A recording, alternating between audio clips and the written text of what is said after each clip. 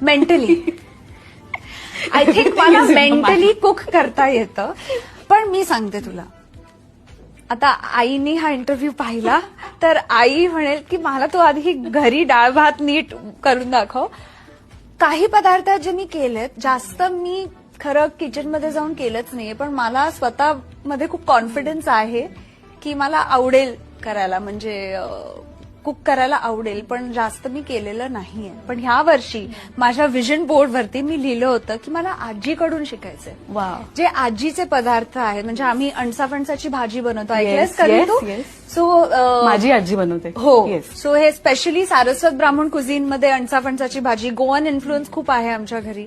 So ही भाजी किंवा पिठलं, उकड, ह्या गोष्टी, हे सगळं मला, पावाचा उपमा, हे सगळं शिकायचंय बेसिक. यु नो, पास्ता वगैरे is very easy to do, पण ह्या गोष्टी. सो पावाचा उपमा इज इमोशन यार.